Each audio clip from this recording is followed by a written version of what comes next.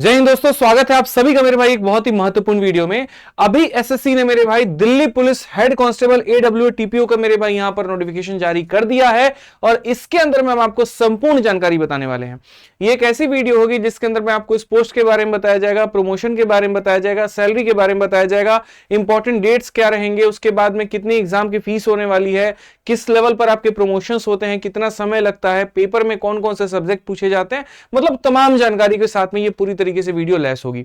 तो वीडियो को शुरू से लेकर के अंत देखिएगा, क्योंकि एक ऐसी वीडियो है ना भाई कि अगर तुमने 12th किया है और मेरे भाई यहां पर मैथ और साइंस के साथ में किया तो यकीन मानो इसी उम्र में 40 से 50 हजार रुपए की नौकरी तुम कर पाओगे।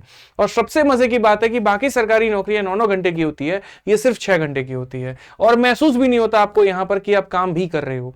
सोचो ऐसी नौकरी, और इसकी वैकेंसी बहुत कम भी नहीं आती, बहुत ज्यादा भी नहीं आती, लेकिन ठीक है रेगुलर फॉर्मेट में आ रही होती है और बहुत ज्यादा कट भी नहीं होता। मतलब अगर ढंग से तैयारी की जाए तो आप इसको क्रैक कर सकते हैं। एडब्ल्यू टीपीओ अपने आप में एक बहुत चहीता पोस्ट है। अब इसके लिए क्या क्या रिक्वायरमेंट्स है वो आपको वीडियो के अंदर में हम बताएंगे, तो वीडियो को शुरू से अंत तक देखिए और चैनल को अभी सब्सक्राइब कर लीजिए। तो सबसे पहले बात करते हैं, ये जो वैकेंसी आई है तो इसमें एग्जाम के बारे में बता दें। ये जो एग्जाम है इस एग्जाम का नाम है हेड कांस्टेबल एडब्ल्यू और टीपीओ। ठीक है, कौन कंडक्ट कराता है तो एसएससी कराती है। किसके लिए कराती है तो दिल्ली पुलिस के लिए करवाती है। ये नेशनल लेवल का एग्जाम होता है, ये नहीं है कि किसी राज्य तक जाकर के ये सीमित हो जाता है। क्योंकि सेंट्रल गवर्नमेंट की जॉब है तो पूरे भारत में किसी भी राज्य का बच्चा इसको अप्लाई कर सकता है और हर किसी को इक्वल रिजर्वेशन राइट मिलता है सेंट्रल गवर्नमेंट के अकॉर्डिंग। ठीक है, अगर हम बात करें तो इसके अंदर जो वैकेंसी आई है क्या सिर्फ वो पुरुषों के लिए कि महिलाओं के लिए है, तो दोनों के लिए है। मेल और फीमेल दोनों की वैकेंसी यहां पर आई हुई है। ठीक, अगर हम इंपॉर्टेंट डेट्स की बात करें कौन कौन सा डेट इंपॉर्टेंट है तो देखो फॉर्म भरने का जो डेट है वो 24 सितंबर से लेकर के 15 अक्टूबर तक है। यानी कुल मिलाकर के आपको 20 दिन का वक्त मिलता है जिसके अंदर में आप अपनी फॉर्म भर सकते हैं। फॉर्म का मेरे भाई पेमेंट करने का अंतिम दिन 16 अक्टूबर है, जो कि अगर आप ऑफलाइन चालान के माध्यम से पे करते हो तो ये डेट आपका माना जाता है। अगर फॉर्म में किसी प्रकार की कोई भी गलती होती है तो आपको 23 से लेकर के 25 अक्टूबर के बीच में ये करेक्शन कर लेना है। ठीक, इसके बाद में कोई भी सेकंड विंडो खुलेगा नहीं, दोबारा यहां पर ऑनलाइन दोबारा वेबसाइट होगा नहीं कि आप यहां पर जाकर के एक्टिव हो गया कि आप जाकर के दोबारा चेंज कर पाओ, ऐसा बिल्कुल भी नहीं है। वैकेंसी के बारे में जनवरी के वक्त में ही कहा जा रहा था कि इसकी वैकेंसी आएगी, वैकेंसी आएगी, वैकेंसी आएगी, लेकिन मेरे भाई अब फाइनली आ चुका और अब पेपर आपका दिसंबर से लेकर के जनवरी तक होने वाला है।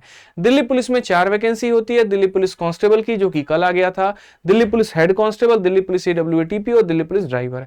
तो मेरे भाई एडब्ल्यू टीपीओ के ड्राइवर की दोनों की आ गई है, हेड कांस्टेबल मिनिस्ट्रियल की बाद में आएगी। अब अगर हम बात करें यहां पर तो एडमिट कार्ड कब आता है तो परीक्षा के चंद दिन पहले, हफ्ते भर के पहले आता है और उसमें आपको बता दिया जाता है कि आपका पेपर कहां पर होगा। अगर हम बात करें तो पेपर कौन कंडक्ट करवाती है, एसएससी करवाती है। किसके अंडर में होता है, दिल्ली पुलिस में होता है। दिल्ली पुलिस किसके अंडर में है तो मिनिस्ट्री ऑफ होम अफेयर में है। तो जैसे मैंने आपको कहा कि सेंट्रल गवर्नमेंट के पावर्स को आप फील कर पाएंगे और जो उसके फायदे उनको मिलते हैं वो आपको भी इस नौकरी के अंदर में मिल पाएगा। ये किसी राज्य सरकार के कंट्रोल में नहीं होता, सीधा केंद्र सरकार के कंट्रोल में होता है। इसकी जो परीक्षाएं होती हैं एकदम निष्पक्ष होती हैं और ऑनलाइन के माध्यम से होता है, कोई ऑफलाइन मोड नहीं रहता, तो ये एक बच्चों को बहुत बड़ा फायदा मिल जाता है। साथ में सेंटर्स भी पैन इंडिया होते हैं, किसी एक राज्य तक सीमित नहीं होते। ठीक, अगर हम वैकेंसी के बारे में यहां पर बात करें तो देखो 2025 में जो इसकी वैकेंसी आई है वो मेल की 370 है, अलग अलग कैटेगरी को मिलाकर के, चाहे जनरल हो, ओबीसी हो, ईडब्ल्यूएस हो या फिर एससी एसटी हो। और अगर हम बात करें तो फीमेल की कुल मिलाकर के 182 है। टोटल वैकेंसी आपके 552 बन जाती है। एक बार थोड़ा नजर अगर हम पीछे की वैकेंसीज के ऊपर में डालें तो पिछले 3 साल में अगर हम कंपेयर करें तो अप्रोक्सीमेट मेरे भाई यहां पर ये उसका रेंज रहा है। 2023 में 400 के रेंज में, 2024 में इसके रेंज में, 2025 में फाइनली 552 वैकेंसीज आपकी आई हुई हैं। ठीक, अगर हम बात करें मेरे भाई वैकेंसी के साथ साथ इसकी पेमेंट की तो वो मैं शुरू से ही आपको बता चुका हूं कि इसकी जो सैलरी होती है वो 25,500 से यहां पर जो है इसके रेंज में, हालांकि इतना नहीं जाती, 50,000 के करीब तक इसकी सैलरी होती है जो इन एंड आपको मिलती है। और साथ के साथ जो एक सरकारी नौकरी करने वाले व्यक्ति को जो सुविधाएं मिलती हैं वो आपको भी यहां पर मिलेगी। डियर अलाउंस यानी महंगाई भत्ता, अगर मान लीजिए महंगाई बढ़ता है तो आपकी सैलरी भी वहां पर बढ़ेगी, महंगाई कम होगी तो सैलरी भी आपका कम होगा। एचआरए का मतलब ये हो गया कि जैसे जैसे महंगा होते जाता है मेरे भाई शहर यहाँ पे, तो वहां पर किराया भी बहुत महंगा होता है, तो हाउस रेंट अलाउंस। ठीक है, ये आपको सरकार देती है और शहर के अनुसार देती है, X city, Y city, Z city. हालांकि इसमें परमानेंट पोस्टिंग दिल्ली में है तो आपकी इसमें एचआरए ठीक ठाक मिल जाती है मेट्रोपॉलिटन सिटी में। ट्रांसपोर्ट का भी अलाउंस मिलता है, अगर आप एक जगह से दूसरी जगह पर जाते हैं तो ये बेनिफिट भी आपको मिलता है। इसके अलावा आपको मेडिकल फैसिलिटी और पेंशन फैसिलिटी ये सारी मिलती है, और ये सैलरी के अलावा होती है। मतलब सरकार आपको तनख्वाह तो देती ही देती है, साथ में आपको ये सारी बेनिफिट देती है। क्यों? क्योंकि आप सरकार के लिए काम कर रहे हैं, उसके लिए आप सारे रिस्क लेने को तैयार हैं। ठीक, ये एक बहुत बड़ा बेनिफिट होता है, जिसके कारण अक्सर लोग सरकारी नौकरी की चाहत रखते हैं, क्योंकि परमानेंट मेरे भाई जॉब हो जाती है, जॉब सिक्योरिटी की टेंशन नहीं होती, जो आमतौर पर खर्चा आता है रहने का और मेडिकल फैसिलिटी का वो सरकार खुद ही उठा लेती है। तो लोगों का एक ज्यादा क्रेज बन जाता है सरकारी नौकरी को लेकर के। ठीक है, साथ में इसकी एप्लीकेशन फीस भी काफी ज्यादा कम होती है, तो भारी से भारी संख्या में लोग इसको अप्लाई करते हैं। अब देखिए, सिर्फ 100 रुपए लगते हैं जनरल के, ओबीसी के, ईडब्ल्यूएस के, और वहीं पर एससी के, एसटी के या वुमेन कैटेगरी का कोई भी है तो उसका फॉर्म का पैसा ही नहीं लगता। ठीक, ये मेरे भाई 100 रुपए के अंदर में आपका सारा पेपर कंडक्ट होता है और इसकी जिम्मेदारी एसएससी लेती है। हालांकि एसएससी को सब्सिडी मिलता है पेपर कंडक्ट करवाने का, सिर्फ आपके 100 रुपए के आधार पर वो पेपर कंडक्ट नहीं करवा सकती। ठीक है, इसी कारण कई बार ऐसा होता है कि वो ऐसे वेंडर चूज कर लेती है, जिससे बच्चों को परेशानी भी आ रही होती है। अगर हम एलिजिबिलिटी क्राइटेरिया की बात करते हैं तो इसके लिए आपका इंडियन होना, भारतीय होना बहुत जरूरी है। ठीक, और उम्र की बात करें तो 18 से लेकर के 27 साल तक आपका होना जरूरी है। इसमें अलग अलग कैटेगरी को रिलैक्सेशन भी मिलता है, एससी को अलग मिलता है, एसटी को अलग मिलता है, ओबीसी को अलग मिलता है, और वो आपका पूरा पूरा एक नोटिफिकेशन में चार्ट दिया गया, आप उसको देख सकते हैं। आमतौर पर एससी एसटी को 5 साल और ओबीसी को 3 साल का एक में रिलैक्सेशन मिल रहा होता है। इसमें एजुकेशन की क्वालिफिकेशन की बात करें तो 10+2 आप साइंस और मैथ के साथ में होना चाहिए। आर्ट्स वाले इसमें अप्लाई नहीं कर सकते हैं, इस बात को आप यहां पर ध्यान रखें। 10+2 अगर आपने साइंस मैथ में किया हुआ है तो बहुत फायदेमंद है, या फिर आपने एनटीसी इन मैकेनिक किया हुआ है या कम ऑपरेटर इलेक्ट्रॉनिक कम्युनिकेशन किया हुआ है तो आपके लिए फायदा है। ठीक है, आगे चलकर इसमें कंप्यूटर प्रोफिशिएंसी रिक्वायर्ड भी होगा, टेस्ट भी होगा, तो हम आपको उसकी जानकारी भी देंगे कि कितने चरणों में ये पेपर होता है, उसमें कौन कौन से सब्जेक्ट पूछे जाते हैं, क्या क्या चीजें होती हैं, वो सारी बातें आपको बताई जाएंगी। ठीक, एज की लिमिट की जैसे मैंने आपको बात कही तो वही बात है, 18 से लेकर 27 साल तक के लोग इसमें अप्लाई कर पाएंगे। ओबीसी वालों में इसमें 3 साल और जोड़ लीजिए और एससी एसटी में इसको 5 साल का और जोड़ लीजिए। इसके अलावा स्पेशल रिलैक्सेशन भी यहाँ पर जो विधवा हैं उनको मिलता है, या जो डाइवोर्स महिलाएं हैं उनको मिलता है, या स्पोर्ट्स कोटा वालों को मिलता है, या दिल्ली पुलिस के डिपार्टमेंटल कैंडिडेट्स को भी मिलता है। तो ये भी पूरा नोटिफिकेशन में दिया गया, अगर आप डिटेल में जानना चाहते हैं तो आप उसमें जाकर के पढ़ सकते हैं।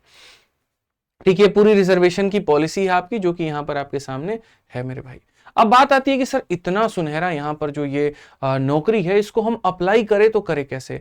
इसके लिए मेरे भाई आपको एसएससी की वेबसाइट पे जाना पड़ेगा या फिर एसएससी के एप्लीकेशन से। और जैसे आप एसएससी के बाकी फॉर्म को भरते हैं, जिसमें सबसे पहले आपको ओटीआर करना होता है और उसके बाद में उसके फॉर्म को भरना होता है, वैसे ही यहां पर होगा। अगर आप एसएससी के किसी भी फॉर्म को भरते हैं तो उसमें ओटीआर सिर्फ एक बार करना होता है, और बाकी जितने भी फॉर्म आते रहते हैं आप उसको अलग अलग भर सकते हैं। ओटीआर बार बार करने की जरूरत नहीं पड़ती है। उसमें यहां पर फोटो भरते वक्त में कुछ सावधानियां होती हैं जिनको आपको ध्यान रखना है। सिग्नेचर अपलोड करते वक्त में कुछ सावधानी होती है जो ध्यान रखना होता है, जो इंस्ट्रक्शंस होते हैं वो थोड़ा सा अगर आप ध्यान रखेंगे तो फॉर्म में कोई दिक्कत नहीं आएगी, और दिक्कत नहीं आएगी तो फॉर्म आपका कभी भी रिजेक्ट नहीं होगा। लेकिन अगर फॉर्म में भरते वक्त में कोई प्रॉब्लम हो भी जाती है तो दोबारा से जब विंडो खुलता है तो आप उसमें करेक्शन कर सकते हैं और आप मेरे भाई यहां पर अपनी गलती को सुधार सकते हैं। ठीक, अब तक आपने ये जान लिया कि फॉर्म की फीस कितनी है, आपने ये जान लिया वैकेंसी कितनी है, आपने ये जान लिया नौकरी का नेचर कैसा है। तो अब आप ये भी जान लीजिए कि इस नौकरी को क्वालिफाई करने के लिए आपको क्या क्या करना पड़ेगा। ठीक है, तो कुल मिलाकर के ये 4 चरण जो है आपको क्वालिफाई करने होंगे, 4 स्टेजेस आपको क्वालिफाई करने होंगे, तब जाकर ये नौकरी आप निकाल पाएंगे। सबसे पहला स्टेज है कंप्यूटर बेस्ड एग्जामिनेशन, जो कि होता है मेरे भाई यहां पर 100 नंबर का। मैं आपको बता दूं, 100 नंबर का पहले ऑनलाइन एक पेपर होता है, आप उसको क्वालिफाई करते हैं, उसके कट ऑफ को क्लियर करते हैं, तब उसके बाद में पी और एमटी में जाते हैं। मतलब यहां पर आपका हो गया फिजिकल एफिशिएंसी टेस्ट हो गया और मेडिकल टेस्ट हो गया, आप इसको क्वालिफाई करते हो। फिर उसके बाद में एक ट्रेड टेस्ट होता है, सिर्फ क्वालिफाइंग नेचर का होता है, उस पर मेरिट नहीं बनता है, आप उसको क्वालिफाई करते हो। तब उसके बाद में कंप्यूटर टेस्ट होता है, इसको क्वालिफाई करते हो। जब ये 4 चरणों से होकर के गुजरते हो तब जाकर के आपको ये नौकरी मिलती है। मेरे दोस्तों, इस चैनल के ऊपर में मैं विभिन्न सरकारी नौकरियों की जानकारी आपको सटीक तरीके से सबसे पहले ला करके देता हूं। तो आपका ये उत्तरदायित्व तो बनता है कि आप इसको सब्सक्राइब कर ले, ताकि अलग सरकारी नौकरियों का मेरे भाई आपको जानकारी मिल पाए। अगर आप सब्सक्राइब नहीं करेंगे तो यही नुकसान होगा आपका कि कोई एक ऐसी वैकेंसी आपसे छूट जाएगी जिसके लिए आप एलिजिबल थे, जिसको निकाल सकते थे और वो नौकरी आपके हाथ लग सकती थी। तो फटाफट सब्सक्राइब कर लीजिए इस चैनल को, ताकि आने वाले हर अपडेट आपको समय पर मिलता रहे। अब बात करते हैं इन 4 चरणों में जो ये अलग अलग स्टेप पर हुए हैं, इनको डिटेल में पढ़ते हैं, इन डिटेल में इनके बारे में जानते हैं। तो सबसे पहला जो मेरे भाई स्टेज है, जिसमें स्टेज 1 में जो आपका एग्जाम होता है, उस एग्जाम यहां पर कितने नंबर का होता है, कितने सवाल पूछे जाते हैं, वो सारी बातें। तो कुल मिलाकर के अगर हम बात करें तो मेरे भाई 100 सवाल होते हैं। जनरल अवेयरनेस के यानी जीएस के आपके 20 सवाल हो गए, जनरल साइंस के आपके 25 सवाल हो गए, मैथ्स के मेरे भाई आपके 25 सवाल हो गए, रीजनिंग के आपके 20 सवाल हो गए, कंप्यूटर के आपके 10 सवाल हो गए। कुल मिलाकर के मेरे भाई यहां पर ये आपके 100 सवाल हो गए। और इसमें जो नेगेटिव मार्किंग होती है दोस्तों, वो आधे नंबर का नेगेटिव मार्किंग होता है, 0.25 मार्क्स का नेगेटिव मार्किंग होता है। 90 मिनट आपको मिलते हैं 100 सवाल करने के, 100 नंबर का मेरे भाई। यहां पे 100 सवाल 100 नंबर, समय कितना दिया जाएगा, 90 मिनट यानी 1.5 घंटा, और ऑनलाइन दिया जाएगा और आपको करना है। और थोड़ा भी गलती किए तो 0.25। दिल्ली पुलिस के अगर आप इस परीक्षा को क्वालिफाई करना चाहते हैं तो मेरे भाई इसके लिए हमने पूरी दिल्ली पुलिस की किताब बना रखी है। ये पूरा हमारा कॉम्बो है अगर आप देखोगे। और दिल्ली पुलिस के ये चारों वैकेंसी के लिए है, कांस्टेबल के लिए, हेड कांस्टेबल के लिए, एडब्ल्यूटीपीओ के लिए और ड्राइवर के लिए भी। तो अगर आप उसकी तैयारी कर रहे हैं तो ये चारों किताबों का जो कॉम्बो है ये अपने आप में एक शानदार है, जिसको आप अमेज़न से और फ्लिपकार्ट से मंगा सकते हैं। दिल्ली पुलिस में पूछे जाने वाले पीछे के हर एक सवाल और संभावित प्रश्न को बहुत बढ़िया तरीके से विश्लेषित करके इस किताब के अंदर में दिया गया है। और मैं आपको इतना कहता हूं कि इससे बाहर आपका क्वेश्चन नहीं आएगा, चाहे वो गणित हो, रीजनिंग हो, साइंस हो या फिर कंप्यूटर हो। सारी बातें बहुत सटीक तरीके से इस किताब के अंदर में प्रेजेंटेड है, तो आप इससे पढ़ सकते हैं। और इसके अलावा अगर आप मान लीजिए गणित की तैयारी करना चाहते हैं तो आप हमारा एप्लीकेशन आरजी विक्रमजीत एप्लीकेशन पर जाकर के दिल्ली पुलिस का मैथ स्पेशल बैच मात्र 250 रुपए के अंदर में आप ले सकते हैं, जिससे आपकी दिल्ली पुलिस की गणित की पूरी तैयारी हो जाएगी। स्टेज 1 में जब आपका बढ़िया नंबर आता है, अच्छा स्टेज 1 की कट ऑफ मैं आपको बता दूं 70 से ऊपर के करीब में जनरल कैटेगरी की जाती है, तो इतना आपको स्कोर करना होता है। इसमें जब आपका मेरे भाई बढ़िया नंबर आ जाता है तो उसके बाद में आपको मेरे भाई पीई और एमटी टेस्ट के लिए जाना होता है, फिर आपका ट्रेड टेस्ट होता है, फिर कंप्यूटर टेस्ट होता है, फिर मेडिकल होता है, और तब जाकर के फाइनल आपकी मेरिट बनती है। ये अलग अलग प्रक्रिया होती है, जिसका डिटेल बहुत तरीके से नोटिफिकेशन में दिया गया, आप चाहे तो उसको देख सकते हैं। हालांकि लगभग तैयारी कर रहे हैं हर छात्र को इसके बारे में पता होता है। ठीक, अब बात आती है कि सर चलो ये सारे के सारे स्टेजेस पर हम काम में आ गए, बहुत बढ़िया तरीके से हमने मेहनत कर ली, कंप्यूटर के टेस्ट को भी निकाल दिया, सारी चीजें निकाल दी, तो सर इसके बाद जो हमारी नौकरी लगेगी क्या उसका प्रमोशन होगा भी कि नहीं होगा? अभी हाल फिलहाल एक बड़ी प्यारी सी बात मुझे याद आ गई यहाँ पे कि एक दोस्त था मेरा और वो अपने रिलेटिव के लिए रिश्ता ढूंढ रहा था। तो उसने मेरे से बताया कि भाई जो लड़का है वो सब इंस्पेक्टर इन दिल्ली पुलिस है। तो मैंने कहा बहुत बढ़िया बात है यार, सब इंस्पेक्टर से कर रहे हो, थोड़ा ऊपर लेवल देख लो। कहते यार ऊपर लेवल अभी थोड़ी बनते, तुम एक बात बताओ, आज सब इंस्पेक्टर है ना, कल के दिन वो एसएचओ बन जाएगा। तो ये एक बड़ा पॉइंट मेरे को सही लगा यार, कि बात तो सही कही उस लड़के ने, हम इतना सोचते नहीं है। आप अक्सर ये सोचते हैं कि आप दिल्ली पुलिस में कांस्टेबल पद पर तैनात होंगे, लेकिन आप ये सोचिए कि उसके बाद प्रमोशन लग लग करके आप कहां तक जा सकते हैं। आप प्रोमोट होकर के एएसआई तक लग सकते हैं, एएसआई के बाद सब इंस्पेक्टर लग सकते हैं, इंस्पेक्टर के बाद इंस्पेक्टर तक लग सकते हैं, और इसी भी तक जा सकते हैं अगर आपने बहुत कम उम्र में ज्वाइनिंग ली है तो। हालांकि लोग इतने लेवल तक नहीं जा पाते, इंस्पेक्टर लेवल तक ही रह पाते हैं, ठीक है, क्योंकि बहुत लेट ज्वाइन करते हैं वहां पे। ठीक, अब बात आती है कि सर ये पुलिस की नौकरी है तो उसकी ट्रेनिंग भी होगी, ट्रेनिंग होगी तो उसके बाद में दिक्कतें भी होंगी। दिक्कतें किस बात की? कोई दिक्कत नहीं हो, ट्रेनिंग में बहुत मजा आता है, कोई दिक्कत होता ही नहीं है। तो इसकी ट्रेनिंग कहाँ होती है? तो दिल्ली पुलिस की नौकरी है, इसका जो ट्रेनिंग होता है वो एक जगह है झड़ौदा कलान वजीराबाद में। ये वाला वजीराबाद नहीं जो आपको नेहरू विहार इंदिरा विहार के पास में, ये वाला नहीं, नजफगढ़ के साइड में है मेरे भाई। यहाँ पर झड़ौदा कलान वहां पर होता है या एक वजीराबाद में होता है, ये 2 जगह पर होता है। 9 से 12 महीने की ट्रेनिंग होती है, बढ़िया पीटी, बढ़िया एक्सरसाइज होता है, एकदम मजबूत कर दिया जाता है आपको अलग अलग सिचुएशंस को हैंडल करने के लिए, और तब उसके बाद में आपको फाइनली ग्राउंड पर उतार दिया जाता है। ठीक है, ट्रेनिंग के अंदर में आपको पूरा लॉ पढ़ाया जाता है, फील्ड की ट्रेनिंग दी जाती है, और अलग अलग आपको कम्युनिकेट करने की सारी बातें बताई जाती हैं।